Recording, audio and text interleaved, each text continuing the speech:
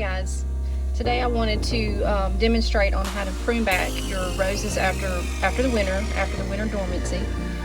It's time to do that. Mid-February is the perfect time to do that. So here we are. I'm in the rose garden and I have 6 hybrid tea rose bushes that need to be pruned back. They are starting to bud out and getting ready to bloom for the spring. So you want to prepare them for that so that they have plenty of room to grow and bloom and be as healthy as they possibly can be. So the first thing that you want to do is cut back any old wood and any diseased looking wood or any spindly canes. So you want to cut that back first. So I'm going to cut back these old brown stems that have no green to them whatsoever. So you want to cut those back. And you're going to try to open this up. So I have a lot of stuff growing here in the middle, and you don't really want that. You want to open it up in the middle and create like a base or a bowl shape. So I'm going to cut this stuff out of the middle. I'm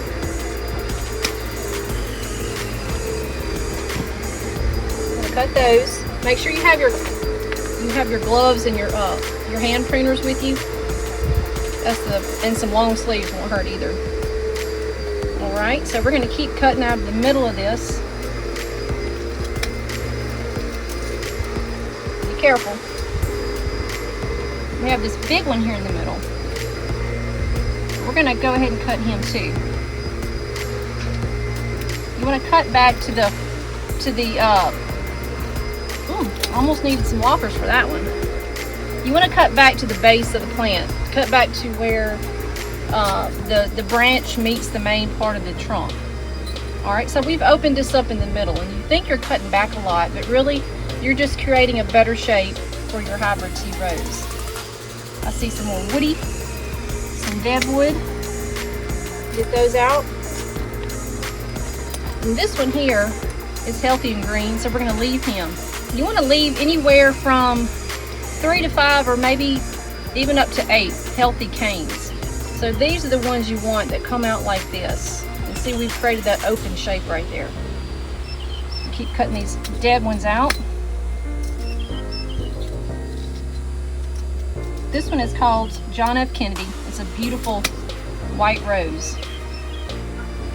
Cutting those brown ones out. You see right here on this one we have a bud that's starting to form. And so we're going to leave that one. That one looks good. So and this one is on the outside of the stem. So I'm going to cut back to that. And when you do that, that outside stem is going to grow out and not in. If I cut to this one here on the inside, that one's going to grow back into the middle, and then you have the same problem that you started with. So we're going to, that one looks good. This cane looks good. Find the bud that's probably about a foot tall, right about here. So we want to cut back these good canes to about half. So that one looks good. We're going to cut right here because there's a bud on the outside. We'll come over here to this one. Cut to about the same height as the others to an outward facing bud right here. And this one we'll cut to right about there.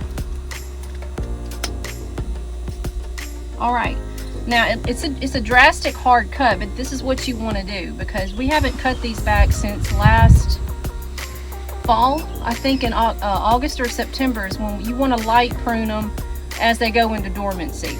And then you leave them throughout the winter. They're pretty much evergreen through the winter, but they're dormant.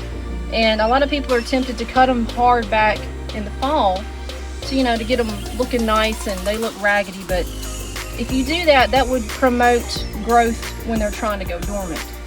And that puts stress on your rose bushes. So this is the perfect time. So this one looks good. Now what you would want to do is fertilize it with some rose fertilizer.